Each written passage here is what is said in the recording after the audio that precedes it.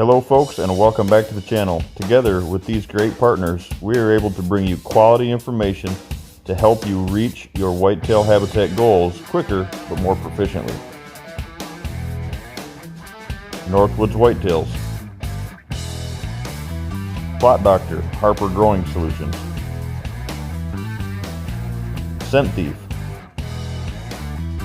Real Wood Productions,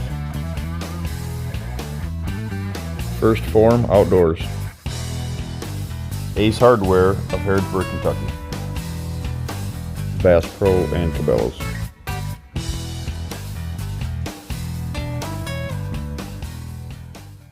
Morning guys, let's talk about the Whitetail Pre Rut. Man, it's unbelievable that it's here already. We wait all year long to get to this point. Seems like it comes and goes real quick, right? So today we're going to jump right into this one, guys. There's a lot of points that we could touch on, but we're just going to go over some of the do's and the don'ts of the pre-rut and why those things are so important. So the number one thing, guys, right off the bat, especially with good weather coming, we're going to talk about starting to, press in, start to hunt some of these AM hunts. This morning's a perfect example. Not every morning is a huntable pre-rut morning, right? We are right here in central Kentucky. We aren't in the pre-rut yet, but we are creeping up, and the end of this week going into the first part of next week, the few days following Halloween, the pre-rut will be here. They're talking very low temps, morning, midday, right through 2 or 3 day window there. And that's the time that you want to, jump in and make those morning hunt approaches, right? Going into fresh stands, not saying I haven't hunted the stands. I'm on hunt 11 right now this evening, might be hunt 12. But I'm kind of just hanging out and getting some intel and waiting for some cooler temps. And he's just outside of, dark, coming in right at dark and coming in just before daylight. So no need to pressure, and I think that ties into the rest of the video here, guys, is having those fresh stands and having that stand be so powerful when you go to pull them hunts off. Most stands, sadly though, most folks don't get to experience that because those are probably, your better stands, right, or the most action that you've had in the past. And those are the stands that we hunt first early season, and to me that's a bad decision. It's a huge detrimental mistake. So make sure if you have experienced that and you have too many AM hunts, and I'm not saying that you shouldn't have more than 2, but if you've got a dozen, I can probably tell you without a reasonable doubt that there's too many AM hunts. So right now, guys, I think one of the don'ts is, sadly, this time of the year, we're all amped up. Like I said, guys, before, we are so ready for this time of the year that we get a little anxious, right? Over anxious, overzealous, if you will. And these buck bedding approaches that you hear, and you even hear a lot of people promoting them, and I'm not that guy. I hunt that movement to and from those locations because I treat my bedding areas, guys, like I treat my food plots. I treat them all like a sanctuary, right? And I'm not sitting on top of those because no matter what you've been told or what you've been taught in the past, hunting over or sitting directly over top of a bedding area is a very low percentage chance. And the reason for that is because 9 times out of 10 them deer come in, whether it's your hit lister or not, they come in and they bed on the other side of that, because of the way they enter and exit those bedding areas. They bed on the other side of it, you can't get a shot, and you sit there all day possibly, and they get back up, and guess where they go? They go directly away from you. Or you have to get out because your honey-do list is calling you at home, right? And you got to get out. And when you go to get out, you blow the situation. So perfect area, but it might be the best spot on the farm. It's one of those spots that you don't want to hunt over. Is start focusing on these water sources. Right now it's dry. It's been dry all year here in central Kentucky. It's been dry a lot of the areas around the country, and the water holes have been more attractive than the food plots, right? More attractive than feeders. And the reason for that is, guys, it's a huge piece of their world or piece of their life, and it's so overlooked. To be honest with you, I'd rather have a water hole than a food plot, because a water hole does not keep stagnant movement, and you can get in and get away from it and not blow deer off from it. Perfect world is we have the opportunity to have both of those, but if you had to choose one or the other, choose water holes. So right now you're going to have the opportunity. Your water hole, you should, if it's placed in the right spot and you're, it's unpressured and you've saved it for this time of the year, that water hole activity, such as mine is doing right now, guys, is going to go through the roof. But something to not overlook, and I think is, like I said, it's huge overlooked piece of the puzzle, is a PM water source. You've heard me talk about this before, guys, and I mean, I love my AM water holes. I'm lucky enough here at the farm here in central Kentucky, as I've actually got 2 of the 4 water holes I've got. I can hunt AM and PM, and that doesn't happen a lot around the country. But a PM water source, when those bucks have been bedded dry all day, is a great stand location, high percentage spot during the pre-rut. And the reason for that is, guys, is those bucks, like I said, have been bedded dry all day, not meaning that they have been bedded in a dry spot, which they probably have been on the ground, right? But bedded dry meaning they've been eating dry roughage all day, and a lot of the times before they go out, whether that's kind of that bullpen approach that I design and speak of, or if it's you're just between buck bedding and a great travel pattern that ties into those doe movements and doe bedding areas, adjacent to your food sources, they're going to hit those water holes before they go out on that playing field, right, for the evening. So don't overlook that. Just make sure, if it's an AM or a PM, if you can pull it both off, by all means be there. So that ties right into this one, guys. No need to do all day sits right now, and I know there's a lot of folks, like I said, around the country that teach different things.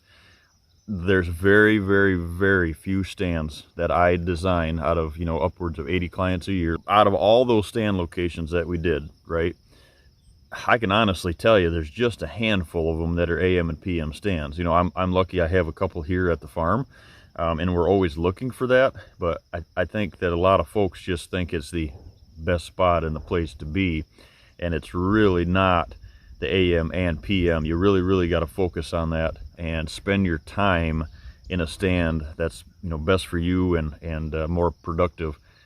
And right now, because you don't want to be wasting time, you want to be looking ahead. You want to be knowing where you're going. You're going to want to be looking at that, your local weather, your deer cast.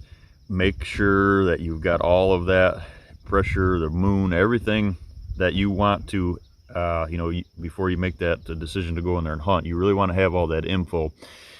And I think what you'll find, guys, is that you're going to have better opportunities at an AM location and a PM, and very few of those are an all-day opportunity this time of the year.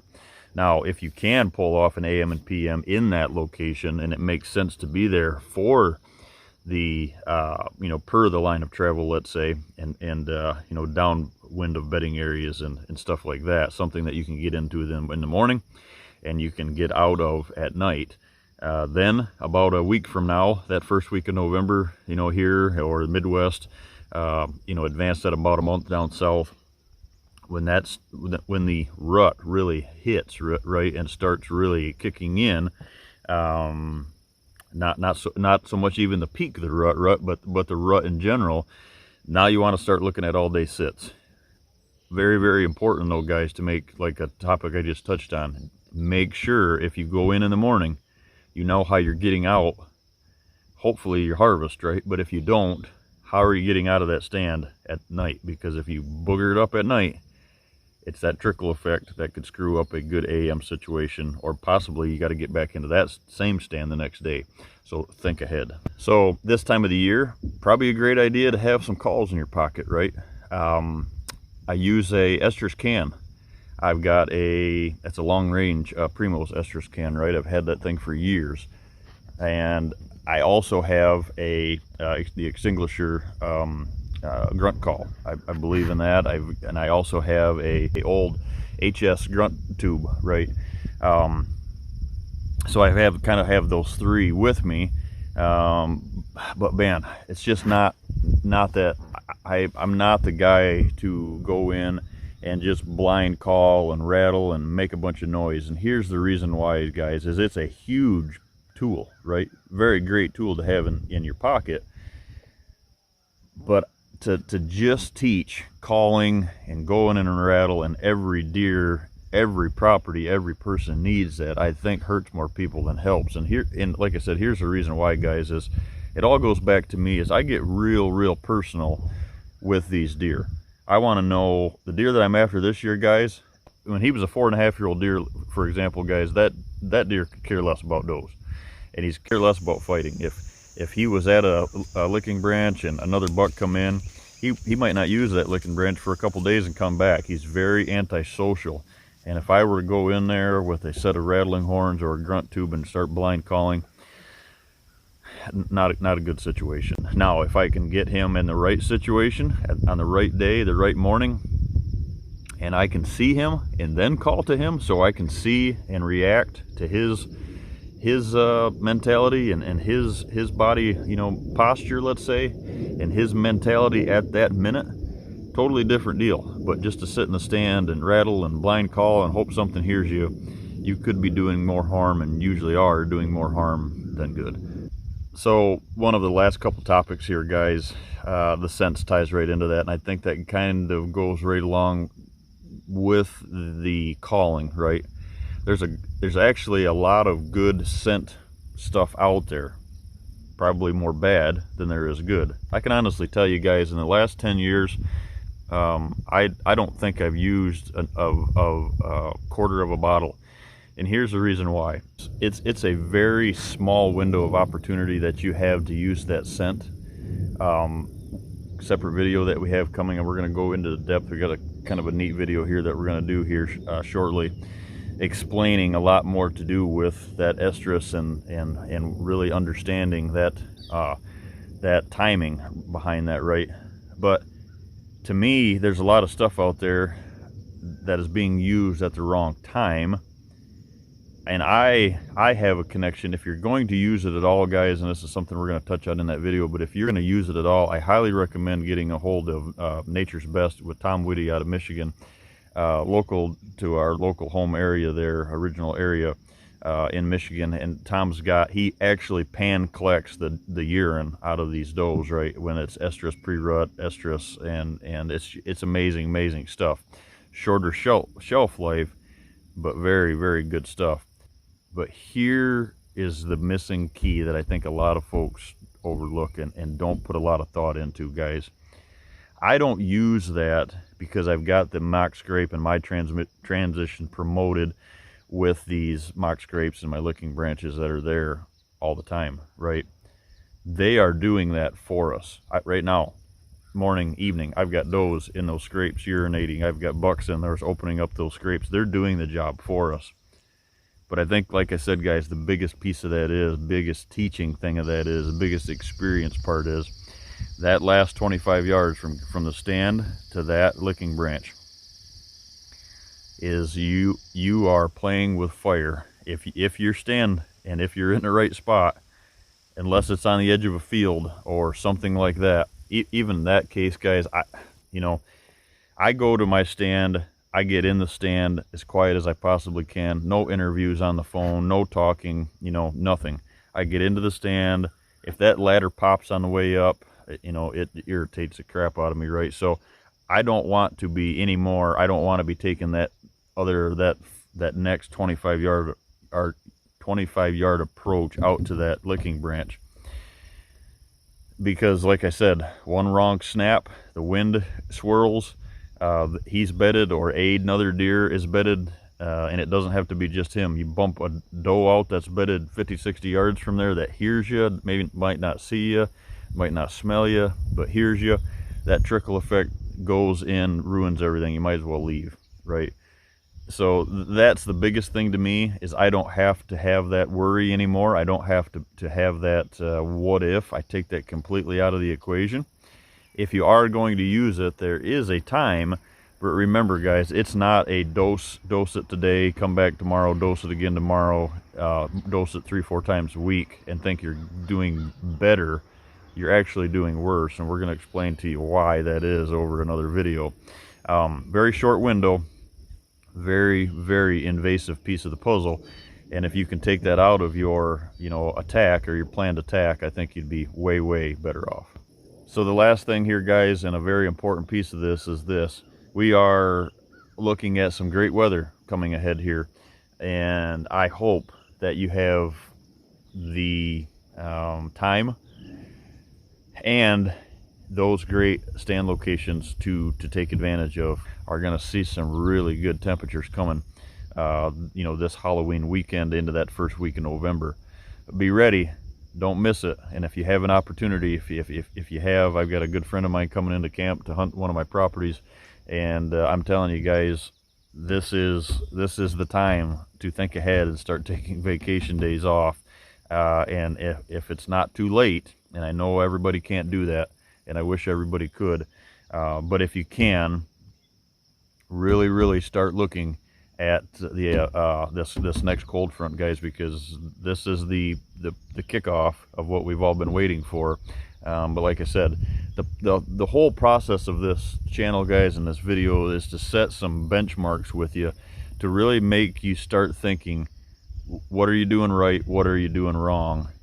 And the reason I say that, guys, is this is usually by this time of the year, sadly, when like my season's amping up, and a lot of folks around the country, my client seasons that I've worked with already is amping up, right? Things are getting better.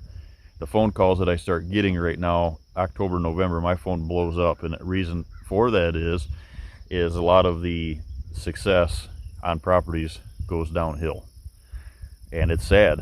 And that's why I stay driven in this business, guys, is because I can take you and I can help you experience that. But there's some major things that have to change in order to experience the rut. The pre-rut is part of the rut, right? It's an experience part of the rut. And I think that if you want to experience the rut and have the opportunity to do that, you have to get through the pre-rut, right? Hopefully you harvest in the pre-rut, because it's a great time to be in the stand. I love the pre-rut myself. But if you don't handle this time with care, right, you're not going to experience the rut. Somebody else, probably one of your neighbors, is going to benefit from your mistakes. So take these things here, guys, the do's and the don'ts of the pre-rut, and kind of get into that mindset and be ready. Don't pull the trigger, no pun intended, too quick.